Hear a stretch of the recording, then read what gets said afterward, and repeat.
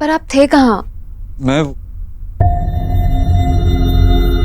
Actually मेरे एक दोस्त की तबीयत ठीक नहीं थी, इसीलिए अर्जेंटली जाना पड़ा, इसीलिए लेट हो गया। भूल कैसे सकता हूँ इस मीटिंग के बारे में। डैड और मुझे मार्केटिंग टीम के साथ कुछ डिस्कस करना है, सो मैं चलती हूँ। बाय। मैंने नताशा से झूठ क्यों कहा? साफ साफ क्यों नहीं कहा कि मैं मिस बोस के घर गया था?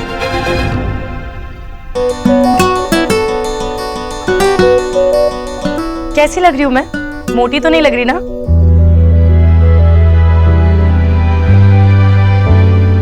नहीं।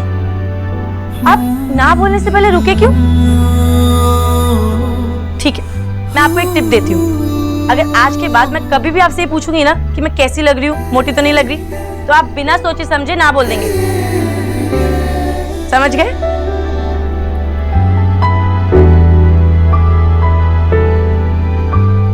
माँ जी और भाभी आ रहे हैं ना भाई की सगाई पे?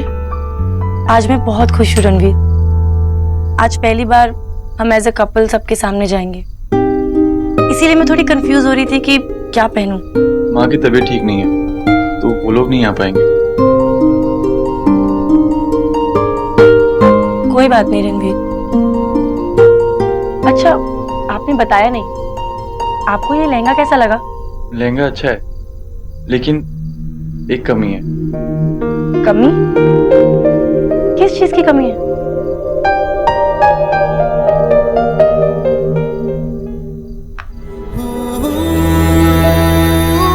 इसकी कमी।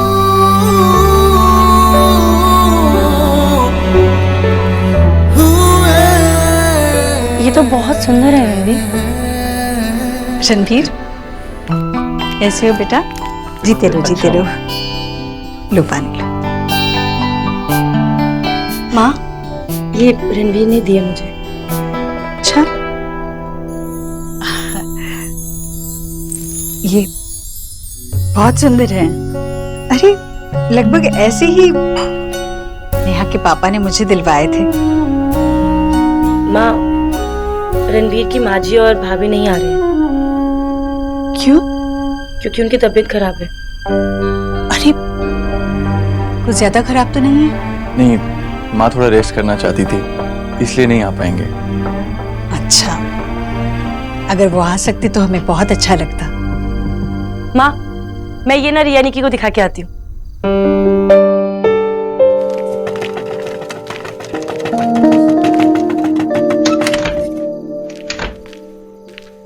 आप लोगों को डिनर का मतलब भी पता है? सीरियसली बाबा, नॉर्मल लोग डिनर करने जाते हैं तो खाना खा के आते हैं, पर आप बिना खाना खिलाए ले आए। बेटा तुम 2 साल तक नहीं भी खाओगे तो भी चल जाएगा। और तुम्हारी भूख क्या जो है आशा की क्रिएटिविटी से ज्यादा बड़ी है?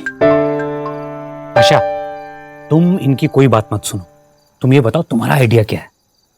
हाँ, तो मैं सोच रही थी कि शुरू करने के लिए बिना दांत की दुल्हन की स्टोरी कैसी रहेगी। दुल्हन की एक भी दांत नहीं है और दूल्हे को ये राज बिल्कुल 7वें फेरे पे पता चलता है। फोकली दुल्हन? पर आशा, वो 7वें फेरे में उसका मुंह खोलकर कैसे देखेगा? विजय, फोटोग्राफर बोलेगा स्माइल प्लीज, और वो अपना मुंह खोलेगी, दूल्हा को दिख जाएगा जो उसके दांत नहीं है। माँ, आप समझ नहीं रही हो। आशा, फोटोग्राफर 7वें फेरे में ही पोज करने के लिए क्यों कहेगा? विजय, माँ, प्लीज ये छोटी छोटी डिटेल्स में फंसकर मत रह जाओ। अरे अगर इन्हीं डिटेल्स में रह गए तो मैं नॉवेल कैसे लिखूंगी? मुझे कंसंट्रेट करने दो प्लीज, मुझे सजेशंस नहीं चाहिए। Okay, sorry. माँ, एक बात बताओ, दुल्हन खोखली होगी तो अपनी शादी में खाना कैसे खाएगी? इट्स ओके दादा, हमारी तरह भूखी रह लेगी, है ना सोना? रणवीर, जब से तुम नेहा की जिंदगी में आए हो वो हंसने लगी है, मुस्कुराने लगी है, और एक औरत के लिए चेहरे की मुस्कुराहट से बड़ा कोई जेवर नहीं। जब भी नेहा तुम्हें देखती है मन से हंसती है और अपने आप सज जाती है। तुम्हें उसे कोई जेवर देने की जरूरत नहीं।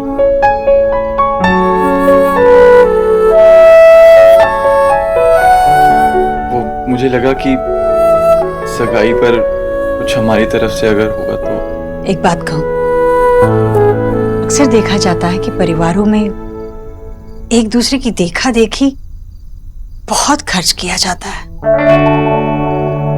बेवजह महंगे महंगे तोहफे और ये सब, जैसे कि परिवारों में रिश्ता नहीं मुकाबला हो। और मैं चाहती हूं कि हमारे परिवारों में बस सिर्फ रिश्ता रहे, कोई मुकाबला नहीं। पैसों का मोल मैं भी जानती हूं और तुम भी। बेटा, अपने भविष्य के लिए पैसे संभाल कर रखो। और सच कहूं तो तुम्हारे घर का सबसे खरा सोना तो तुम हो बेटे। उसे तुम मिल गए और कुछ नहीं चाहिए, बस तुम्हारा प्यार रहे उसके साथ। तोहफों की कोई जरूरत ही नहीं। अरे